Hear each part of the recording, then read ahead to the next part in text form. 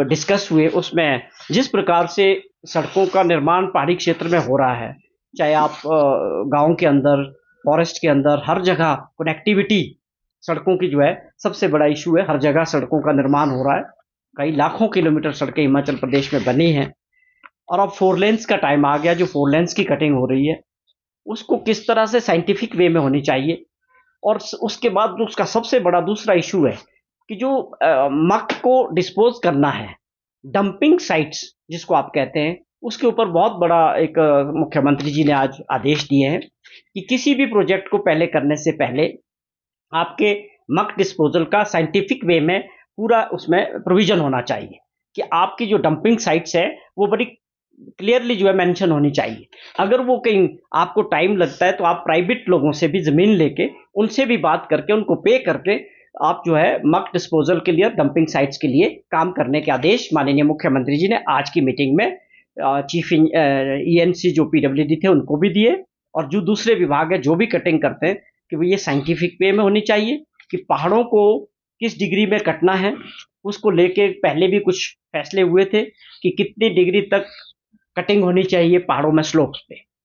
और टीसीपी को भी पिछली मीटिंग में कैबिनेट में ये फैसला हो चुका था कि जो 1000 स्क्वायर मीटर से ऊपर के जो भी कंस्ट्रक्शंस रूरल एरियाज में भी होंगे, गांव में भी होंगे, commercial construction 1000 square metre land के ऊपर, उससे ज्यादा में जो भी कमर्शियल स्ट्रक्चर बनाना होगा किसी भी जगह गांव में, उसके लिए अप्रूवल जो है आपको टाउन एंड कंट्री प्लानिंग से लेनी होगी। तो इस तरह के फैसले आज की मीटिंग में लिए गए, और सबसे बड़ा फोकस यही है कि आगे और आने वाले वर्षों में किस तरह से हम एसडीआरएफ को, अपनी तैयारियां, सिविल डिफेंस को और पूरा इंफ्रास्ट्रक्चर इतना मजबूत कर दें कि हम जब भी कोई आपदा आए तो उसको फेस करने के लिए हर तरह से सक्षम हो।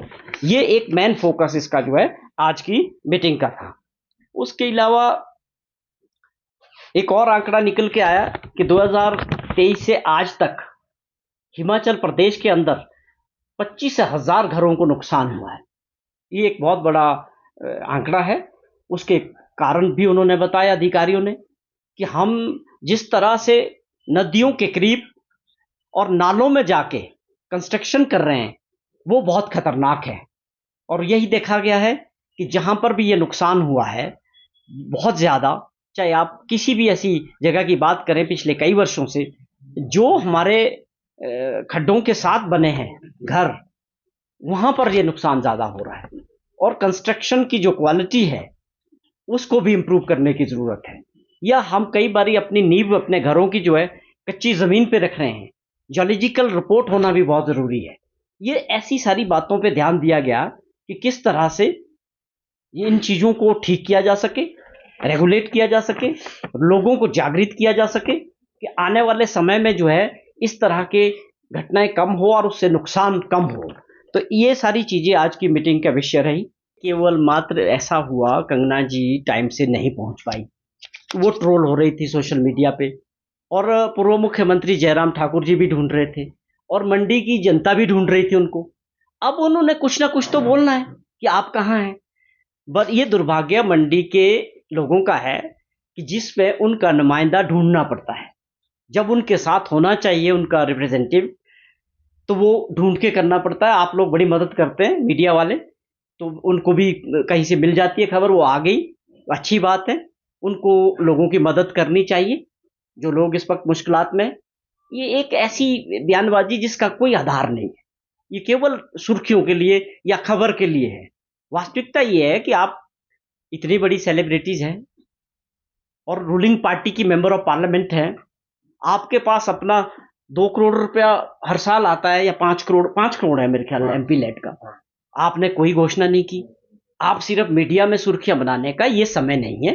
ये समय मिलके उन लोगों को मदद करने का है जहां पर ये नुकसान हुआ है। आप मेहरबानी करके, मेरी आपसे अपील है कि आप कुछ तो दिलाइए भारत सरकार को। आपको हम 1-1 रुपए का हिसाब दे देंगे।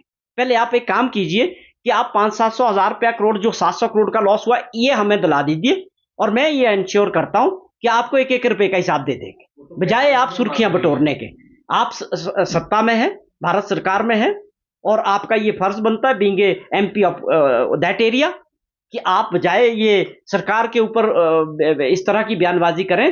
तो मेरा आपको एक सुझाव रहेगा कि आप अभी नया खाता शुरू कर दीजिए, इस आपदा के लिए कुछ पैसा लाइए, फिर हम आपको एक एक रुपए का हिसाब दे दें।